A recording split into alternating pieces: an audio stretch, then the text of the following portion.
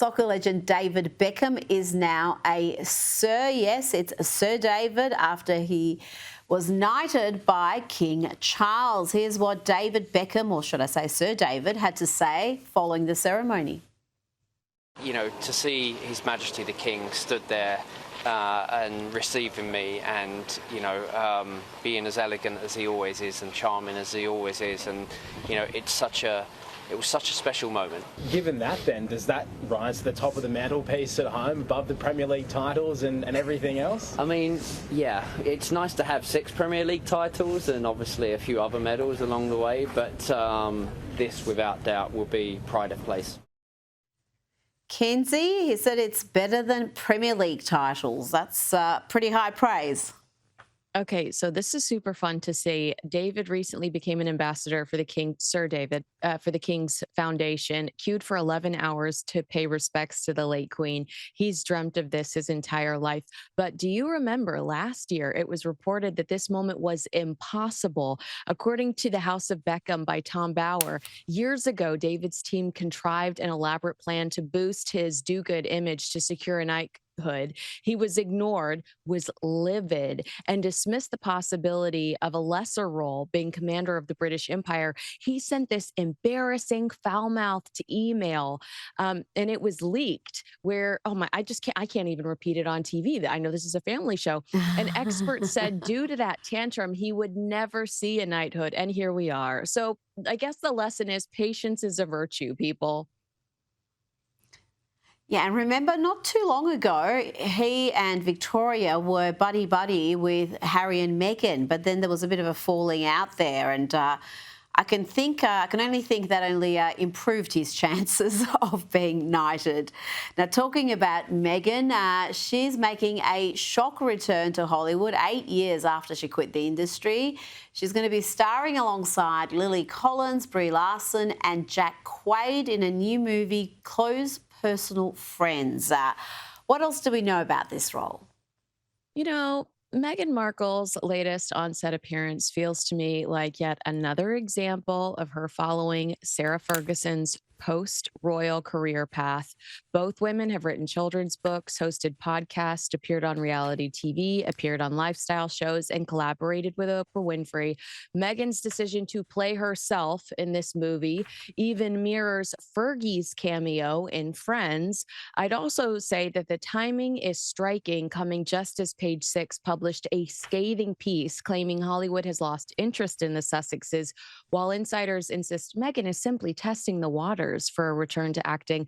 I can't help but wonder if the movie leak was a calculated move to distract from the negative headlines coming out of Page Six. Now, Kinsey, there are reports that Jennifer Garner is trying to push her and Ben Affleck's eldest daughter, Violet Affleck, into political stardom after her speech supporting the continuation of COVID-19 restrictions, including mandatory masks, went viral. I mean, it did go viral, but for all the wrong reasons.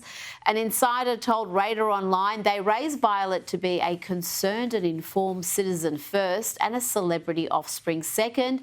And Violet's passionate, informed activism is a validation of that approach. I don't know, Kinsey, that young woman needs professional help, not a political platform. I was just sitting here thinking, like, they raised her to be paranoid.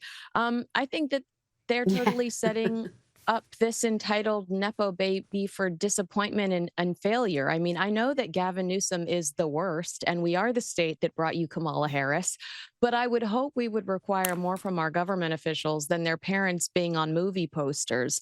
I think all parties involved are delusional if this story is true.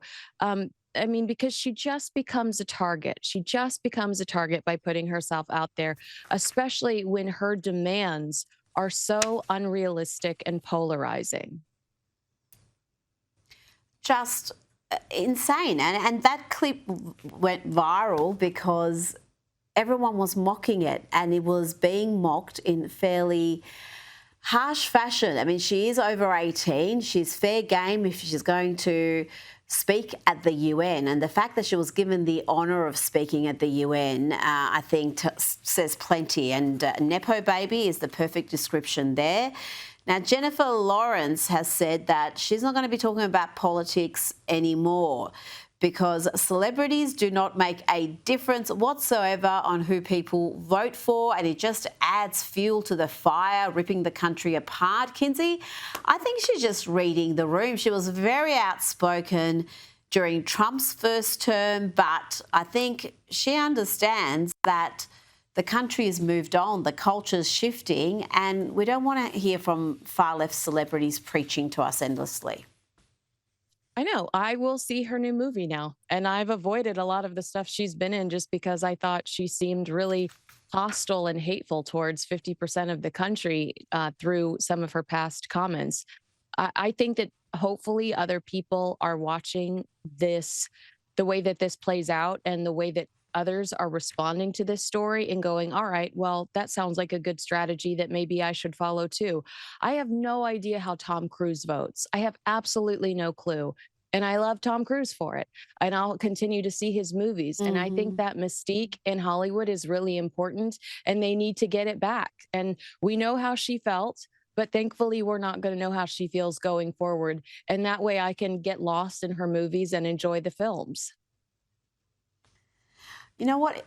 They should conduct themselves, these Hollywood celebrities, like the late Queen, because she was above politics. No one knew how she voted. You may have had your suspicions about what she felt about particular issues, but she stayed out of it because she knew that wasn't her role.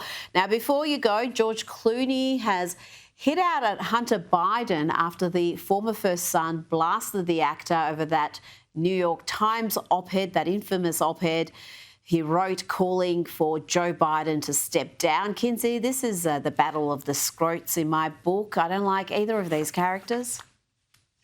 Well, I felt like George Clooney's reaction was pretty classy and calculated. I mean, I doubt he got the questions beforehand, but, you know, he says, I wish him well. I don't want to dwell on this. I don't want this to go any further, but I hope he gets better and something to the effect of, I hope he has an easy journey, quietly referring to Hunter's drug abuse. So I felt like it was kind of still a kick in the gut, despite taking... You call that classy.